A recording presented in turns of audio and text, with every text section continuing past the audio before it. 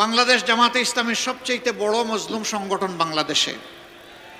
আর কোনো সংগঠনের শীর্ষ 11 জন নেতাকে শেখ হাসিনার সরকার খুন করে নাই। আর কোনো সংগঠনের নিবন্ধন কেড়ে নেয় নাই। আর কোনো সংগঠনের প্রতীক কেড়ে নেয় নাই। আর কোনো সংগঠনের সমস্ত অফিসগুলো তালাবদ্ধ করে রাখে নাই। আর কোনো সংগঠনের নেতৃবৃন্দের বাড়িঘর বোলডোজার দিয়ে ভেঙে দেওয়া হয় নাই। আর কোনো সংগঠনকে শেষ পর্যন্ত নিষিদ্ধ ঘোষণা করা হয় নাই। এটা একমাত্র সংগঠন বাংলাদেশ জামাত ইসলামী। তবে আমরা বিশ্বাস করি, যারা সরকারের বাইরে বিরোধী দল আমরা ছিলাম, সকলেই মজলুম ছিলেন। শুধু বিরোধী দলীয় নেতাকর্মীরা মজলুম ছিলেন না, এদেশের 18 কোটি মানুষ মজলুম ছিল। আলিম ওলামা মজলুম ছিলেন, ছাত্র জনতা মজলুম ছিল, সাংবাদিক বন্ধুরা মজলুম ছিল, সুশীল সমাজের সদস্যরা মজলুম ছিল, ব্যবসায়ীরা মজলুম ছিল, কৃষক শ্রমিক সকলেই মজলুম ছিল। আগস্টের 5 তারিখ যখন আল্লাহ তাআলা সাময়িক মুক্তির ব্যবস্থা করে দিলেন, সেই মজলুম সংগঠন জামাতে ইসলামী উচ্ছ্বাস প্রকাশ করার জন্য মিছিল বের করে নাই, নির্বাচন দাবি করে নাই, কারো কাছ থেকে প্রতিশোধ নেওয়ার ঘোষণা দেয় নাই, হাজার হাজার মামলা বাণিজ্য করে মানুষকে হয়রানি করার সিদ্ধান্ত নেয় নাই, বরঞ্চ আল্লাহ তাআলার শুকরিয়া আদায় করার জন্য সিজদায় পড়েছে যে আল্লাহ তাআলা জগদ্দল পাথর আর ফ্যাসিজমের হাত থেকে বাংলাদেশকে মুক্ত করে দিয়েছেন। আলহামদুলিল্লাহ। আমরা সে রাতেই ঘোষণা করেছিলাম, কারো উপর থেকে আমরা প্রতিশোধ নেব না। এই জাতির সাক্ষী 18 কোটি মানুষ সাক্ষী, একটা মানুষের উপর থেকে আমরা প্রতিশোধ নেই নাই। আমরা বলেছিলাম, আমাদের কর্মীরা, সহকর্মীরা আর্থিকভাবে দারুণ ক্ষতিগ্রস্ত হয়েছেন, কিন্তু তাই বলে হারাম পথ আমাদের কর্মীদের উপার্জনের রাস্তা নয়, আমরা চাঁদাবাজি করব না। বাংলাদেশের 18 কোটি মানুষ চাঁদাবাজি আমরা করি নাই। আমরা বলেছিলাম, যারা আমাদেরকে মামলা দিয়ে দফায় দফায় জেলে নিয়েছে, কষ্ট দিয়েছে, রিমান্ডে নিয়ে আমাদের উপর নির্যাতন করেছে, আমাদের কাছ থেকে অবৈধভাবে টাকা আদায় করেছে, আমরা তাদের বিরুদ্ধে হাজার হাজার লক্ষ লক্ষ মামলা দেব না। আমরা বলেছিলাম, প্রতীকী কিছু মামলা হবে যাতে বিচারহীনতার সংস্কৃতি তৈরি না হয়। আমরা বলেছিলাম আমাদের কর্মীদেরকে, যারা মজলুম, সাবধান, মামলা দিতে কি একজন নিরপরাধ মানুষকে মামলার আসামি করা যাবে না। আমরা জাতির সাথে কথা রেখেছি। আপনারা শুনে অবাক হবেন, 8টি মামলা, আমাদের সর্বমোট মামলার সংখ্যাই 750। এর মাঝে 8টি মামলা আছে, আসামি মাত্র একজন। আমরা দ্বিতীয় জন খুঁজে পাই নাই, দ্বিতীয় জনের নাম আমরা লিখি নাই। শুধু তাই না, 5 তারিখের পর 6 তারিখ বাংলাদেশে আমাদের সামনে এখন যে ভাইয়েরা দেশের আইন শৃঙ্খলা পরিস্থিতিকে সামাল দিচ্ছেন, সঙ্গত কারণেই সেদিন তারা ছিলেন না। 5, 6, 7, 8 এই 4 দিন ছিলেন না। 6 তারিখ সকাল থেকে সমস্ত কর্মীদেরকে আমরা নামিয়ে দিয়েছিলাম, যাও এবার জনগণের হয়ে পাহারাদারের দায়িত্ব পালন করো। সবগুলা উপাসনালয়, সকল ধর্মের মসজিদ সহ ভালনারেবল হাউসেস, ঝুঁকিপূর্ণ বাড়িগুলো, ব্যবসা প্রতিষ্ঠানগুলো, মানুষগুলো, যেই সাহায্য চাইবে তাকেই পাহারা বসাও, তারই পাহারা দাও। রোদে শুকিয়ে বৃষ্টিতে ভিজে রাউন্ড দ্য ক্লক 24 ঘন্টা আমাদের কর্মীরা সেই দায়িত্ব পালন করেছে। এরপরে শহীদ পরিবারের পাশে দাঁড়ানোর চেষ্টা করেছে, আহত পঙ্গুদের পাশে দাঁড়িয়েছে, বন্যা এসেছে, ঝাঁপায় পড়েছে। আমরা সিজনাল পলিটিশিয়ান না, আমরা বসন্তের কুকিল না, যে যখন নির্বাচন আসবে তখন এসে নূতন রং ধারণ করে সুন্দর সুন্দর কথা নিয়ে আমরা হাজির হব না। আমরা তাই না। আপনারা সাক্ষী, 15.5 বছর আমাদের উপরে এত জুলুম হওয়ার পরেও আমরা একদিনের জন্য জনগণকে ছেড়ে কোথাও আমরা যাইনি। এই মাটি কামড় দিয়ে আমরা ছিলাম। আল্লাহ আমাদেরকে এখানে রেখেছিলেন। দফায় দফায় জেলে গিয়েছি, ঘর বাড়ি ছাড়া হয়েছি, অফিসে ঢুকতে পারি নাই, কিন্তু বাংলাদেশে ছিলাম। আলহামদুলিল্লাহ। এখনো আল্লাহ রেখেছেন। ইনশাআল্লাহ ভবিষ্যতে সুদিন দুর্দিন কি আসবে আল্লাহ ভালো জানেন। কথা দিচ্ছি, বাংলাদেশ ছেড়ে কোথাও যাব না ইনশাআল্লাহ। আছি। থাকব, আপনাদের সুখেও থাকব, ইনশাল্লাহ দুঃখেও থাকব। আমরা এখন একটি মানবিক বাংলাদেশ গড়ার স্বপ্ন দেখছি। এই স্বপ্ন কার? এটা আমার না, এটা জুলাই আন্দোলনের যোদ্ধাদের। তারা যে দেশটা দেখতে চেয়েছিল, আমরা সেই দেশটা গড়ার জন্য শপথ নিয়েছি। আপনারা আমাদের সাথে ইনশাল্লাহ থাকবেন ইনশাল্লাহ। আলহামদুলিল্লাহ। তাইলে 12 তারিখের টার্নিং পয়েন্টে জাতির বাক বদলে দেওয়ার জায়গায় ঐতিহাসিক দায়িত্ব আমাদেরকে পালন করতে হবে ইনশাআল্লাহ। জুলাইয়ের যুবকেরা, তোমাদের কি শক্তি নিঃশেষ হয়ে গিয়েছে? এখনো সজাগ আছো? বুকে বল আছে? ইনশাআল্লাহ তাআলা লাজিম একটা সুষ্ঠু নির্বাচন এই জাতি আগামী 12 তারিখ আদায় করে ছাড়বে ইনশাআল্লাহ। আমি বিভিন্ন জায়গায় শুনতে পাচ্ছি, যারা আমাদের মতো মজলুম ছিলেন 15.5 বছর, তারা এখন ভিন্ন ভূমিকায় অবতীর্ণ হয়েছেন। মানুষকে কষ্ট দিচ্ছেন, চাঁদাবাজি করছেন, দুর্নীতি করছেন, মামলা বাণিজ্য, দখল বাণিজ্য করছেন। শুধু তাই না, এখন নির্বাচন সামনে রেখে সম্ভাব্য নির্বাচনী এজেন্টদেরকে ঘরে ঘরে গিয়ে নাকি তারা হুমকি দিচ্ছেন।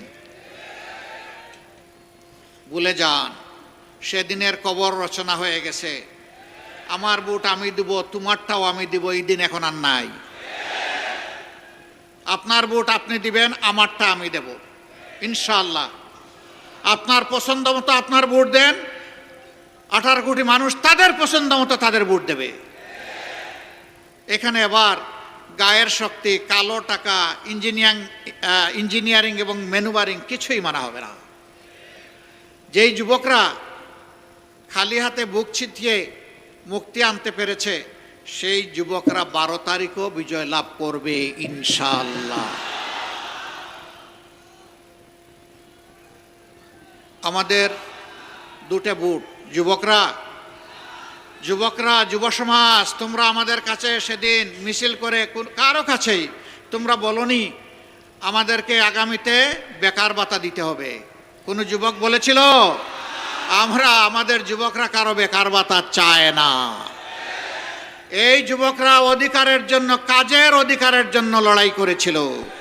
আমরা কথা দিচ্ছি, তোমাদের হাতকে শিক্ষার প্রশিক্ষণ দিয়ে ভরে দেবো ইনশাআল্লাহ। তারপরে তোমাদের মজবুত হাতে কাজগুলা তুলে দেবো ইনশাআল্লাহ। এরপরে বলবো আমাদের বাংলাদেশটা তোমরা গড়ে দাও। আমরা আগামীর বাংলাদেশ তোমাদের হাতে উপহার দিতে চাই। যুবকরা তৈরি আছেন? হাত তুলুন। মাশাআল্লাহ, আবাল বৃদ্ধ বনিতা সবাই যুবক। ইয়েস, তাইলে আমিও যুবক ইনশাআল্লাহ। যৌবনের প্রত্যাশার বাংলাদেশ, আগামী 15 তারিখ আমরা নতুন সূর্য পাবো ইনশাআল্লাহ। মা বোনরা বড় ঋণী করেছেন। জুলাইয়ের 15 তারিখ আমাদের মেয়েদের গায়ে ঢাকা বিশ্ববিদ্যালয়ে যখন হাত দেওয়া হয়, সারা বাংলাদেশে আগুন জ্বলে উঠেছিল। আমরা মায়েদের কাছে ঋণী। 16 তারিখ আবু সাইদ চিৎকার দিয়েছে উত্তরবঙ্গে দাঁড়িয়ে, আমার অধিকার আমাকে দে, না হয় আমাকে একটা গুলি দে। সে বলেছিল বুকের ভিতরে তুমুল ঝড়, বুক পেতেছি গুলি কর। জাতির জন্য বুকে গুলি লুফে নিয়েছে, পিঠে নেয় নাই, কারণ সে বীর সন্তান। বন্ধুগণ, সেদিন অনেকে বাধ্য হয়ে স্বৈর শাসকের হুকুম পালন করতে তারা বাধ্য হয়েছিলেন। আমরা জাতিকে নিয়ে পিছনে যেতে চাই না, আমরা জাতিকে নিয়ে সামনে যেতে চাই। আমরা এমন একটি বাংলাদেশ চাই যে বাংলাদেশে শিশুটি উপযুক্ত শিক্ষা পাবে, উপযুক্ত নাগরিক হিসাবে সুস্থ হয়ে বড় হওয়ার জন্য স্বাস্থ্যসেবা পাবে, নিরাপদ রাস্তা পাবে, নিরাপদ শিক্ষা প্রতিষ্ঠান পাবে। এরপরে যখন বড় হবে হাতের মধ্যে কাজ পাবে। এরপরে যখন আরো বড় হবে দেশটাকে গড়ে দেবে। আমরা সেই বাংলাদেশটা চাই যেই বাংলাদেশে আমার মা, আমার বোন, আমার মেয়ের শতভাগ নিরাপত্তা এবং মর্যাদা নিশ্চিত হবে ইনশাআল্লাহ। এটা ঘরে, রাস্তায়, কর্মস্থলে, যেখানেই হোক সব জায়গায় একই হবে। আমরা সেই বাংলাদেশ চাই যে বাংলাদেশে মানুষ তার যোগ্যতা এবং তার অবদান অনুযায়ী মূল্যায়িত হবে। সে ফর এক্সাম্পল, আজকের এই জনসভায় যারা আমাদেরকে নিরাপত্তা দিচ্ছেন, তাদের জীবন আর সাধারণ একটা দপ্তরে অফিসে যিনি চাকরি করেন তার জীবন এক নয়। সেনাবাহিনী এবং আধা সামরিক বাহিনীতে যারা সদস্য হিসাবে নাম অন্তর্ভুক্ত করেন, প্রথম দিনই তারা নিয়ত করেন, আল্লাহর নামে শপথ করেন যে আমার দেশের প্রতি ইঞ্চি মাটি হেফাজত করার জন্য জীবন দিব, কিন্তু মাটি কাউকে দেব না। তাদের জীবন আর আমার জীবন এক নয়। র্যাব, পুলিশ এরকম যারা আছেন শৃঙ্খলা বাহিনীতে, তাদের রাত নেই, দিন নেই, কখন কোথা থেকে কোন ডাক আসে তার কোনো ঠিকানা নেই। তার বেতন আর আমার বেতন এক হওয়া উচিত নয়। সবাইকে সমান দেওয়ার নাম ন্যায় বিচার নয়। যার যেটা ন্যায্য পাওনা থাকে সেটাই দিতে হবে, এর নাম ন্যায় বিচার। আমি আমার রাষ্ট্রের কর্মকর্তা কর্মচারীদেরকে সম্মানের সাথে বাঁচার, জীবন ধারণ করার ব্যবস্থা করে দেব না, আর সে অপরাধ করলে তাকে শাস্তির আওতায় আনবো, সরকারের কোনো অধিকার নেই। আগে তাকে তার অধিকার দিতে হবে, যাতে সে মন খুলে, মন উজাড় করে রাষ্ট্রকে সেবা করতে পারে। তারপরে যদি কেউ অপরাধ করে অবশ্যই শাস্তি তার পাওয়া উচিত, কিন্তু এর আগে নয়। এমনকি একজন চোর চুরি করার পরেও সাথে সাথে তাকে শাস্তি দেওয়া যাবে না। আগে দেখতে হবে পেটের ভিতরে আগুন জ্বলছে কিনা। যদি আগুন জ্বলে, কুদার জ্বালায়, আগে আগুন নেভানোর দায়িত্ব হচ্ছে সরকারের। ওই আগুন নেভানোর পরেও যদি লোভের বশবর্তী হয়ে চুরি করে, তখন তার শাস্তি হবে, তার আগে নয়। আমরা সেই সরকার চাই, সেই বাংলাদেশ চাই, যেই বাংলাদেশে আইন হবে সবার জন্য সমান। যে দেশে একজন সাধারণ মানুষ অপরাধ করলে নির্দিষ্ট অপরাধের জন্য তার যে নির্দিষ্ট শাস্তি হবে, দেশের প্রেসিডেন্ট, প্রধানমন্ত্রী একই অপরাধ করলে তাদেরকেও ছাড় দিয়ে কথা বলা হবে না। একই বিচারের মুখোমুখি হতে হবে। বিচারের নামে কোনো ইম্পিউনিটি নাই, দায় মুক্তি নাই। এ বিচার মেনে নিতে হবে। এই সামাজিক ন্যায় বিচার যখন কায়েম হবে, বাংলাদেশ ইনশাআল্লাহ রকেট গতিতে সামনের দিকে এগিয়ে যাবে। আপনাদের সকলকে ধন্যবাদ। দুটি ভোট আজকে আপনাদের কাছে চাই। জুলাইয়ের যোদ্ধাদেরকে সম্মান করার জন্য, তাদের আকাঙ্ক্ষা বাস্তবায়নের জন্য গণভোট।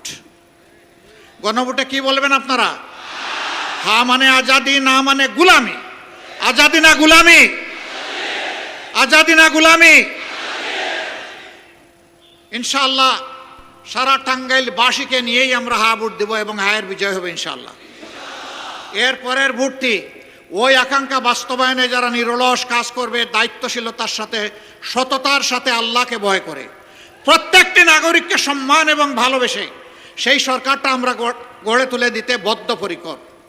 এই জন্যে 11টা দল আমরা নিজ নিজ মার্কা নিয়ে সব জায়গায় নির্বাচনে অবতীর্ণ হয়েছি।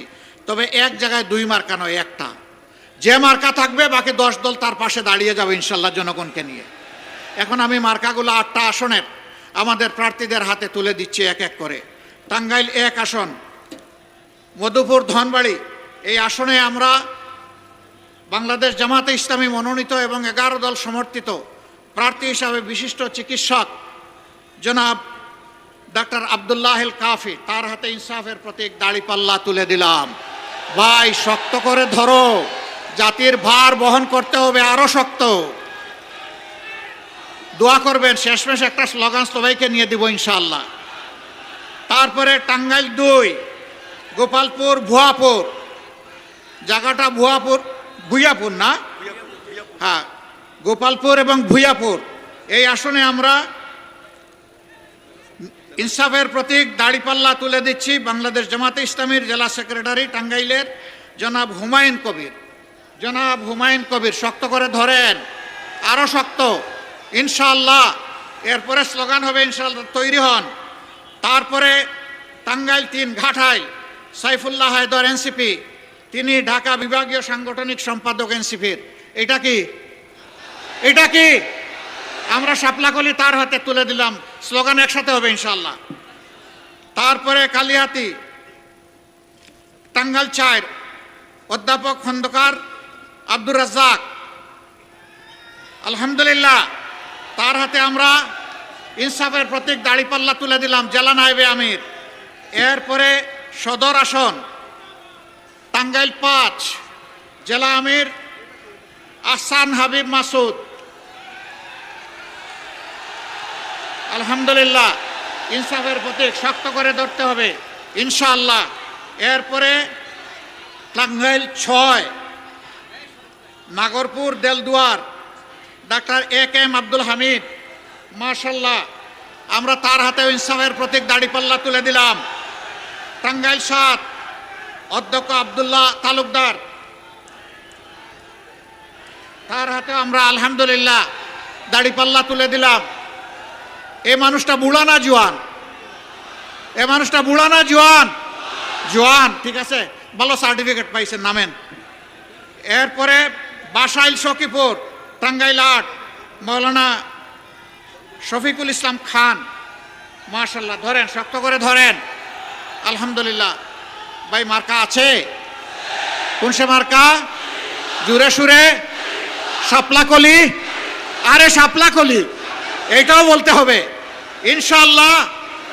12 তারিখ সারাদিন সকাল সন্ধ্যা বিজয় হবে, বিজয়মালা ইনশাআল্লাহ, মাশাআল্লাহ। আসুন আল্লাহর নামে স্লোগান দিয়ে বিদায় নেই। লিল্লাহি তাকবীর, লিল্লাহি তাকবীর, ইনকিলাব ইনকিলাব, জিন্দাবাদ জিন্দাবাদ, ইনকিলাব জিন্দাবাদ। আসসালামু আলাইকুম ওয়া রাহমাতুল্লাহ।